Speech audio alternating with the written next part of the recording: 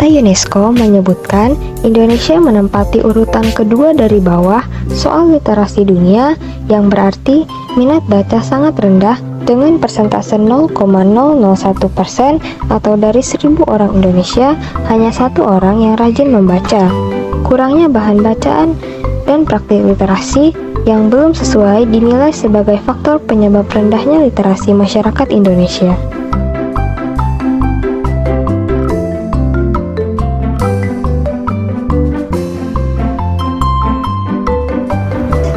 Buku merupakan sumber berbagai informasi yang dapat membuka wawasan kita tentang berbagai hal seperti ilmu pengetahuan, ekonomi, sosial, budaya, politik, maupun aspek-aspek kehidupan lainnya.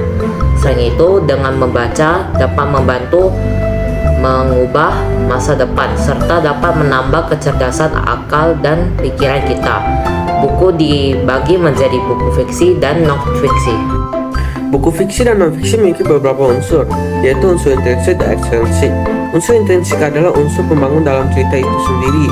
Contohnya, tema, amanat, tokoh, watak, latar atau setting, alur, dan sudut pandang. Sedangkan unsur ekstrinsik adalah unsur luar yang ikut membangun dan mendukung sebuah cerita, seperti latar kondisi keagamaan, kebudayaan, sosial, ekonomi, dan nilai-nilai yang dianut masyarakat. Yang pertama adalah buku fiksi. Buku fiksi adalah buku yang ditulis berdasarkan hasil imajinasi penulis, tidak bersifat faktual dan aktual, melainkan hanya hasil rekaan penulis. Contoh buku fiksi adalah kumpulan puisi, novel, buku antologi cerpen, dan sebagainya. Ciri-ciri buku fiksi adalah 1. Penulisan fiksi menggunakan gaya bahasa. Gaya bahasa merupakan pemilihan atau penggunaan kata yang digunakan dalam menulis karangan fiksi. Adapun gaya bahasa yang digunakan biasanya bermajas metafora, personifikasi, dan perumpamaan. 2. Bahasa bersifat konotatif. Kata yang digunakan dalam penulisan karangan fiksi mengandung makna yang tidak sebenarnya atau konotatif. Hal ini menyebabkan pesan yang disampaikan penulis tidak disampaikan secara langsung dan tersamarkan. 3. Berdasarkan imajinasi atau khayalan. Dalam karangan yang bersifat fiksi, penggambaran kehidupan berdasarkan imajinasi penulis. Kemampuan imajinasi akan meningkat seiring berkembangnya kemampuan seseorang dalam berbicara dan berbahasa. Apa saja sih unsur pembentuk buku fiksi? Yang pertama adalah sampul buku. Cover atau sampul buku merupakan salah satu bagian luar dari buku yang terdiri dari judul buku, nama pengarang, nama penerbit, dan gambar yang mewakili isi. 2. Perincian subbab buku. Rincian subbab buku adalah sebuah informasi perihal isi dari sebuah subbab dalam buku. Subbab buku merupakan penjabaran dari bab utama dari sebuah buku. Yang ketiga, judul subbab. Judul subbab adalah salah satu judul setiap bab.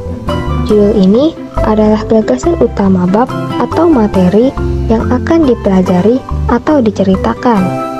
Yang keempat adalah tokoh dan penokohan. Tokoh adalah orang yang menjadi pelaku dalam cerita. Adapun penokohan adalah cara pengarang menampilkan tokoh atau pelaku dalam cerita. 5. Tema cerita. Tema adalah inti permasalahan yang hendak dikemukakan pengarang dalam karyanya. Oleh sebab itu, tema merupakan hasil konklusi dari berbagai peristiwa yang terkait dengan penokohan dan latar. Jadi, dapat disimpulkan bahwa tema yaitu suatu pokok atau inti persoalan yang mendasari suatu cerita. 6. Bahasa yang digunakan. Bahasa yang digunakan pada buku fiksi adalah bahasa kiasan. Pengertian bahasa kiasan adalah bahasa yang maknanya berbeda dengan makna kata atau rangkaian kata penyusunnya. 7. Penyajian alur cerita. Alur cerita merupakan rangkaian atau urutan peristiwa yang membentuk suatu cerita. Ada alur maju, mundur, dan campuran. Untuk membentuk sebuah karya fiksi yang menghibur, diperlukan penyajian alur yang menarik. 8. Latar. Latar adalah keterangan mengenai ruang, waktu, serta suasana terjadinya peristiwa-peristiwa di dalam suatu karya sastra. 9. Amanat.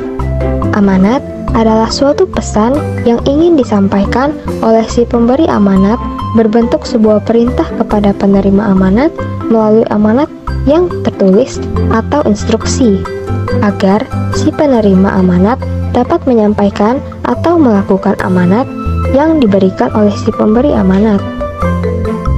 Struktur teks cerita fiksi terdiri dari abstrak, yaitu bagian yang berisi sebuah cerita singkat dari cerita keseluruhan atau berisi cerita inti sebuah teks cerita fiksi.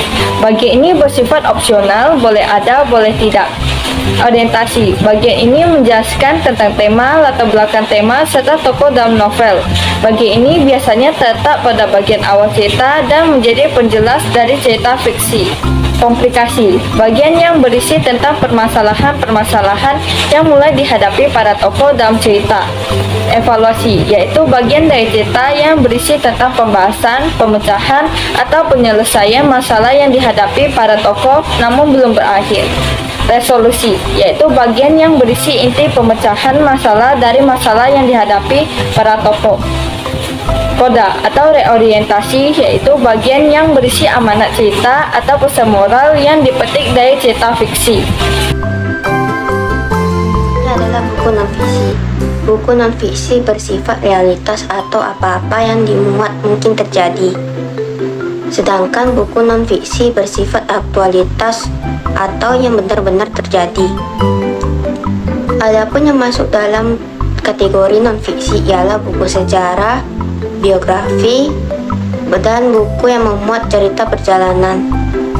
Contohnya, misalnya buku pelajaran, buku psikologi, geografi, buku filsafat, kamus, buku sains, dan lain sebagainya. Ciri-ciri dari buku non-fiksi adalah 1. Menggunakan bahasa yang formal. Ciri tersebut yang paling menonjol dari buku non-fiksi. Dari segi penulisannya, buku non-fiksi disampaikan dengan menggunakan bahasa formal, sesuai bahasa yang baik dan benar. 2. Menggunakan bahasa denotatif. Bahasa yang digunakan dalam buku non-fiksi ialah denotatif. Kata denotatif maksudnya adalah kata yang mengandung makna sebenarnya. 3. Berdasarkan fakta. Dalam karangan non-fiksi, tulisan yang dimuat harus sesuai fakta dan bersifat faktual, sesuai data yang diperoleh. Hal tersebut yang membuat pembaca bisa langsung memperoleh manfaat dari informasi yang disampaikan. 4. Tulisan berbentuk ilmiah populer. Maksud dari bentuk ilmiah populer adalah tulisan tidak melulu menggunakan bahasa yang kaku. Jadi, yang terpenting tulisan dapat dipelajari dan dipahami secara mandiri. 5. Tulisan baru. Hal yang ditulis dalam buku non-fiksi harus temuan baru atau pengembangan dari temuan yang sudah ada. Seperti diketahui, karya non-fiksi memiliki tujuan untuk menyempurnakan ide dari ulasan naskah terlebih dahulu. 6. Berisi penjelasan tentang suatu hal atau objek tertentu yang faktual, mencapai objektivitas yang tinggi, dan berusaha menarik serta mengunggah nalar pikiran pembaca. Prakata. Prakata ini berisi alasan penyusunan buku. Prakata dapat pula berisi gambaran secara umum isi buku, dan pada bagian ini penulis menjelaskan dasar pembuatan buku, sedikit gambaran isi pokok buku, dan ucapan terima kasih kepada pihak-pihak yang membantu proses pembuatan buku. 2. Pengantar. Pengantar berisi paparan singkat yang berkaitan dengan penyusunan buku. Pengantar dibuat oleh orang lain, bukan penulis buku yang bersangkutan. Misalnya ditulis oleh pakar tertentu, kritikus, atau dari pihak penerbit buku. Pengantar dan prakata serupa, perbedaan yang mencolok terdapat pada orang atau pihak yang membuatnya. 3. Daftar. daftar isi. Daftar isi adalah lembaran halaman yang menjadi petunjuk pokok isi buku beserta nomor halaman. Daftar isi disusun berderet dari atas ke bawah. Daftar isi memudahkan pembaca menemukan informasi yang dicari dalam buku. 4. Pendahuluan. Bagian pendahuluan merupakan awalan sebelum masuk dalam isi buku. Pendahuluan berisi informasi singkat mengenai isi buku. Penulis juga dapat menyampaikan inti sari isi buku. Dalam pendahuluan, pendahuluan dapat menjadi jembatan bagi pembaca sebelum membaca bagian isi buku. 5. Isi. Bagian isi buku merupakan bagian inti buku. Bagian isi memuat berbagai informasi yang akan disampaikan penulis. Bagian isi harus membahas masalah sesuai topik atau tema yang telah ditentukan. Bagian isi terdiri atas beberapa bab dan subbab sesuai selera penulis. Banyak sedikitnya informasi yang disampaikan penulis tergantung dari kedalaman materi yang akan dikupas. 6. Penutup atau simpulan. Bagian penutup atau simpulan merupakan bagian akhir dalam sebuah buku. Bagian penutup atau simpulan menyajikan intisari dari isi buku yang telah diuraikan sebelumnya. Namun, ada beberapa buku non-fiksi yang tidak menampilkan bagian penutup atau simpulan. 7. Glosarium. Glosarium berisi daftar kata atau istilah penting yang disusun alfabet. 8. Lampiran. Lampiran berisi lembar tambahan yang dianggap penting tetapi tidak dibahas dalam buku. 9. Daftar pusaka. Daftar pusaka berisi acuan atau referensi dalam menyusun buku. Daftar pusaka menampilkan nama pengarang, judul buku, nama penerbit, kota penerbit, dan tahun pembuatan buku yang dijadikan acuan. 10. Indeks. Indeks berisi daftar kata kunci beserta halaman kata tersebut dalam buku.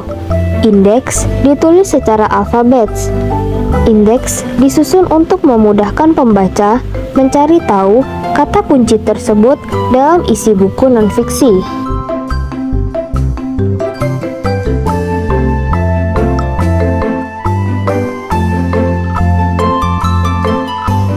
Struktur cerita non-fiksi adalah orientasi.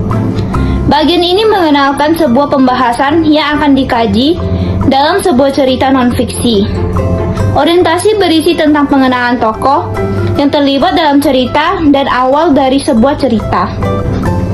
Urutan peristiwa. Tujuannya menjelaskan tentang urutan peristiwa atau kejadian yang terjadi mulai dari awal hingga permasalahan berakhir. Reorientasi berisi tentang kesimpulan suatu cerita dan penutup cerita. Umumnya berisi amanat atau pesan moral yang dapat diambil. Sekian penjelasan dari kami, terima kasih.